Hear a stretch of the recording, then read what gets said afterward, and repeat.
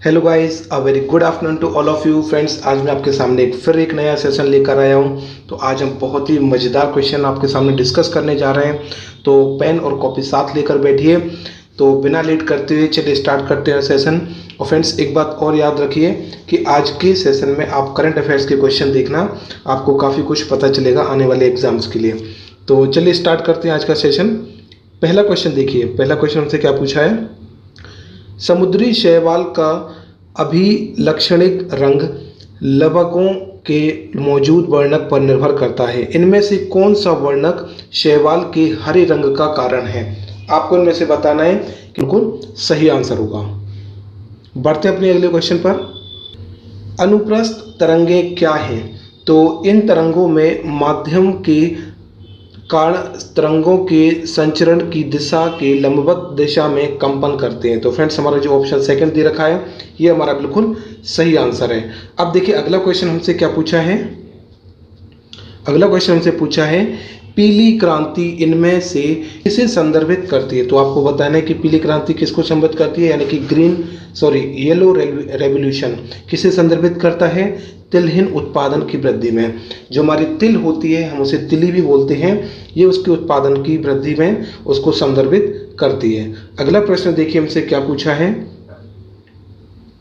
अगला प्रश्न, निम्नलिखित में से कौन सा मानव गतिविधियों एवं सभ्यता के प्राग ऐतिहासिक काल का सही कालानुक्रम है?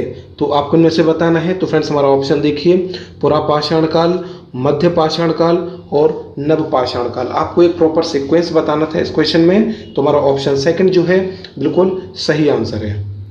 जिस सहायक संधि के आधार पर ब्रिटिश अपनी पूरी शक्ति का प्रयोग करके वायु एवं आंतरिक खतरों से भारतीय रियासतों की सुरक्षा करने के लिए जिम्मेदार थे, वह किसके द्वारा प्रतिपादित की गई थी? तो आपको ये बताना है किसके द्वारा प्रतिपादित की गई थी। तो हमारा ऑप्शन सेकंड दे रखा है, लॉर्ड वेलेस्ली, ये इनके द्वारा प्रतिपादित की गई थी। भारत का एकमात्र सक्रिय ज्वालामुखी कहाँ पर स्थित है? फ्रेंड्स, ये हमारा बैरन आइलैंड, ये बैरन आइलैंड पर स्थित है। तो चलिए इसी के साथ अगला क्वेश्चन देखिए क्या हमसे पूछा है। 2014 में पद्मश्री पुरस्कार से सम्मानित किए जाने वाले सारंगी वादक का नाम बताइए। तो आपको इसमें से नाम बताना है। तो फ्रेंड्स, हमारे जो उस्ताद मोइनुद्दीन खान हैं, ये बिल्कुल सही ऑप्शन है, ऑप्शन थर्ड, ये बिल्कुल सही आंसर होगा। चलिए बढ़ते अपने अगले क्वेश्चन की ओर। निम्नलिखित में से कौन सी अंडमान और निकोबार द्वीप समूह की एक जनजाति है? आपको यहाँ पर 4 जनजाति दी गई हैं। तो आपको इनमें से बताना है कि जो अंडमान और निकोबार की जनजाति है वो कौन सी है। तो फ्रेंड्स, जो जरावा, आंसर ऑप्शन 1 दे रखा है, जरावा, ये यहाँ की जनजाति है। तो फ्रेंड्स, आपने देखा कि हमारे जो स्टैटिक जीके के क्वेश्चंस हैं किस टाइप के पूछे जा रहे हैं। तो आपको पहले से तैयार रहना है आने वाले एग्जाम्स में। और आप अगर इन आंसर की को पहले से देख कर जाएंगे तो आपको आने वाले एग्जाम्स में कई क्वेश्चंस रिपीट भी देख सकते हैं। राजस्थान के किस समुदाय ने पिछली 3 शताब्दियों से ब्लैक प्रिंटिंग को जारी रखा है? तो आपको इनमें से बताना है। तो ये हमारा जो ऑप्शन 1 दे रखा है, चिप्पा, ये बिल्कुल सही आंसर होगा। संयुक्त राज्य पर्यावरण संरक्षण अभिकरण United state environmental protection agency की स्थापना कब की गई थी? तो आपको इसमें उस ईयर का नाम बताना है कि किस ईयर में ये जो हमारी United nation environmental protection agency स्थापित की गई थी। तो ये हमारे दिसंबर 1970 में स्थापित की गई थी। अगला क्वेश्चन देखिए, निम्न में से किसे 31 मई 2019 को भारत का वित्त मंत्री नियुक्त किया गया था?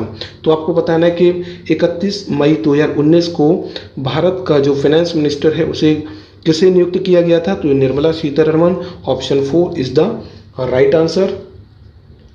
भारत सरकार द्वारा शुरू की गई स्वयं योजना का लक्ष्य क्या है? तो फ्रेंड्स, जो हमारी जो स्वयं योजना है उसका लक्ष्य क्या है जो भारत सरकार द्वारा स्टार्ट की गई थी?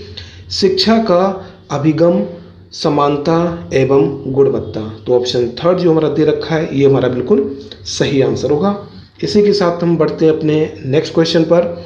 नेशनल टेस्टिंग एजेंसी की स्थापना वर्ष डैश में प्रवेश परीक्षाएं आयोजित कराने हेतु की गई थी। तुम्हारी जो नेशनल टेस्टिंग एजेंसी है ये किसके लिए की गई थी और हमें ईयर पूछा गया है इसमें। तो फ्रेंड्स हमारे एग्ज़ाम कंडक्ट के लिए की गई थी 2017 में। ओके, चलते हैं आगे। प्रथम ऑनलाइन प्रोग्राम निष्ठा का शुभारंभ मानव संसाधन विकास मंत्रालय द्वारा डैश में किया गया था। तो फ्रेंड्स हमें इस स्टेट का नाम बताने, तो हमारा ऑप्शन थर्ड जो दे रखा है आंध्र प्रदेश, ये हमारा बिल्कुल सही आंसर होगा। अगला क्वेश्चन देखते हैं हम। फ्रेंड्स आपको देखा है यहाँ आपने कि यहाँ पर कई सारे क्वेश्चन हमारे करंट अफेयर से भी पूछे गए हैं। तो और देखिए एक अगला क्वेश्चन, निम्न में से कौन सा भारतीय अधिनियम ब्रिटिश प्रधानमंत्री लॉर्ड नॉट के अध्यक्षता वाली समिति की रिपोर्ट पर आधारित है। तो आपको बताना है कि किस पर आधारित है।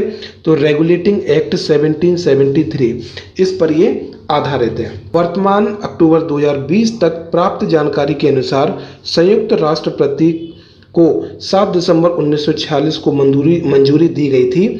प्रतीक में प्रदर्शित जैतून की शाखाएं क्या दर्शाती हैं। तो आपको बताना है कि जैतून की शाखाएं क्या दर्शाती हैं। तो ये पूरे विश्व में शांति के लिए ये दर्शाती हैं हमारी जो जैतून की शाखाएं हैं। तो option second is the right answer. अगला क्वेश्चन हमसे पूछा है, हिमालय का वायु भाग को डैश भी कहा जाता है। तो इसको और क्या कहा जाता है। तो फ्रेंड जो शिवालिक है ये इसका सही आंसर होगा, इसे शिवालिक भी कहा जाता है।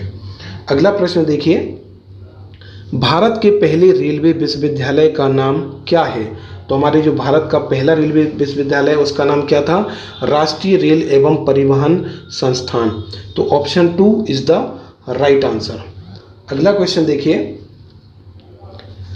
जीव जंतु प्रायः सुरक्षा के लिए अपने रंग रूप और अपने परिवेश के अनुसार बदल लेते हैं। इनमें से कौन सा ऐसा करता है, मतलब कि हमारे इनमें से कौन सा जो जीव जंतु या जानवर है जो कि, तो फ्रेंड्स हमारा जो गिरगिट है कैमिलियन, ये इसका बिल्कुल सही आंसर होगा। चलिए बढ़ते हैं अपने अगले क्वेश्चन पर।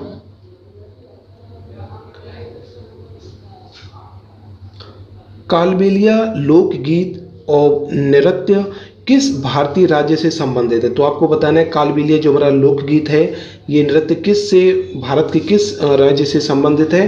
तो फ्रेंड्स ये राजस्थान से संबंधित है। Option 4 Rajasthan is the correct answer. अगला प्रश्न देखिए, संचार के लिए हाथी 103 डेसिबल तक की तीव्रता को शोर उत्पन्न कर सकते हैं, लेकिन वे प्राय निम्न आवृत्ति वाली ध्वनि का उपयोग करते हैं जिसमें से कुछ भूमि से होकर गुजरती हैं। ये ध्वनियाँ क्या कहलाती हैं। तो आपको बताना है कि ये हमारी ध्वनियाँ क्या कहलाती हैं। तो ये हमारी कहलाती है infrasound. Option 2 infrasound is the right answer. अब ये देखिए करंट अफेयर्स का क्वेश्चन हमसे क्या पूछा है। फोर्ब्स 2020 सूची के अनुसार विश्व की सर्वाधिक पारिश्रमिक प्राप्त करने वाली महिला एथलीट कौन है। तो इनका नाम है नाओमी ओसाका। इनका नाम क्या है, नाओमी ओसाका। चलिए अगला क्वेश्चन देखिए, अक्टूबर 2018, ये हमारा फिर से करंट अफेयर का क्वेश्चन आ गया। अक्टूबर 2018 में प्रक्षेपित भारतीय मिसाइल पृथ्वी 2 की विशेषताएं क्या हैं। तो आपको इनमें से विशेषताएं बताना है। तो ये एक किस टाइप की मिसाइल थी, ये एक बैलिस्टिक मिसाइल थी। किस टाइप की मिसाइल थी, बैलिस्टिक मिसाइल। ये हमारा करंट अफेयर का क्वेश्चन था। तो फ्रेंड्स आपने देखा यहाँ पर कि करंट अफेयर्स में किस टाइप के क्वेश्चंस पूछे जा रहे हैं। देखिए अब इनमें से किस देश ने अक्टूबर-नवंबर 2019 में आयोजित 35वें आसियान शिखर सम्मेलन की मेजबानी भूमिका निभाई थी। तो आपको बताना है कि किसने मेजबानी की भूमिका निभाई थी। तो Thailand, option 3 is the right answer. अगला क्वेश्चन देखिए, भारत के अलावा इनमें से किस देश का राष्ट्रीय खेल मैदानी हॉकी है। तो आपको बताना है कि भारत के अलावा ऐसा कौन सा देश है जिसका जो नेशनल गेम है वो हॉकी है। तो Pakistan, option 3 is the right answer. Bharat के किस गवर्नर जनरल ने 1878 में देसी भाषा प्रेस अधिनियम वर्नाकुलर प्रेस एक्ट प्रस्तावित किया था। तो आपको बताना है कि वर्नाकुलर प्रेस एक्ट किसने किया था, किस गवर्नर जनरल ने। तो ये किया था Lord Latin. Okay, option 3 Lord Latin is the right answer. अब देखिए अगला क्वेश्चन, जल्लीकट्टू क्या है? तो आपको बताना है इन चारों ऑप्शन में से जल्लीकट्टू क्या है। तो फ्रेंड्स ये तो बहुत ही कॉमन सा क्वेश्चन है। तमिलनाडु के लोकप्रिय पारंपरिक बैल को काबू में करने का एक खेल है। तो option second is the right answer. Kumar Mangalam Birla समिति की स्थापना भारतीय अर्थव्यवस्था के इनमें से किस क्षेत्र पर ध्यान देने के लिए की गई थी? तो आपको बताना है कि जो कुमार मंगलम बिरला जो है समिति, ये किसके लिए ध्यान देने के लिए की गई थी? तो ये कॉरपोरेट गवर्नेंस के लिए की गई थी। एक ये क्वेश्चन देखिए, काफ़ी अच्छा क्वेश्चन है फिजिक्स का। कार्य करने की दर की शक्ति को कहा जाता है। शक्ति की इकाई क्या है? मतलब जो कार्य करने की दर है उसे शक्ति कहा जाता है। तो इसकी इकाई क्या है? ये क्या है? वॉट। पावर की यूनिट जो ऐसा यूनिट होती है वो क्या होती है? वॉट। ओके, ये आपको ध्यान रखना है। ऐसे कई सारे क्वेश्चंस हमारे साइंस से पूछे जाते हैं।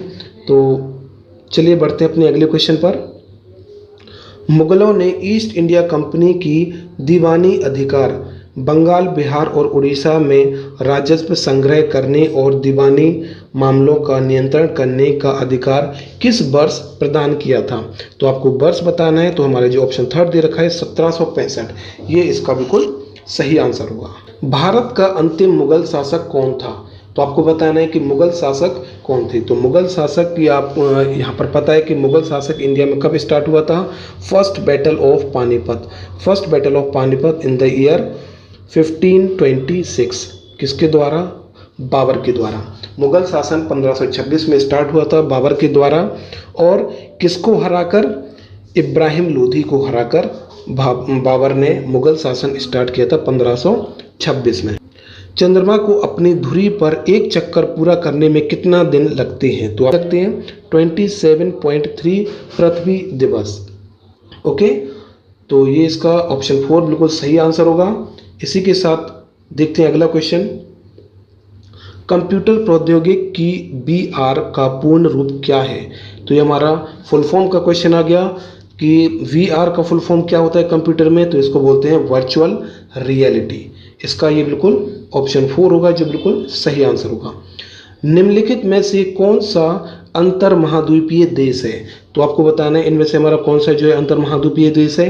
तुर्की और Georgia. Option 4 is the right answer. अंतर्राष्ट्रीय ओलंपिक समिति IOC की सदस्यता के रूप में नामांकित की जाने वाली प्रथम भारतीय महिला का नाम क्या है? तो फ्रेंड्स ये हमारी है नीता अंबानी, मुकेश अंबानी की wife Nita Ambani. Okay, option 4 is the correct answer. Tata institute of fundamental research की स्थापना किसके दिशा निर्देश में की गई थी? तो आपको ये बताना है किसके दिशा निर्देश में की गई थी? तो डॉक्टर होमी जे बाबा। होमी जे बाबा मीन्स होमी जहांगीर बाबा। ओके, तो ये इसका बिल्कुल सही आंसर होगा ऑप्शन 2। इसी के साथ हमारा अगला क्वेश्चन है, एक ही पदार्थ के अणुओं के बीच लगने वाले आकर्षण बल को क्या कहा जाता है? तो इसको क्या कहा जाता है? ससंजक बल। क्या कहा जाता है? ससंजक बल। तो option first is the correct answer.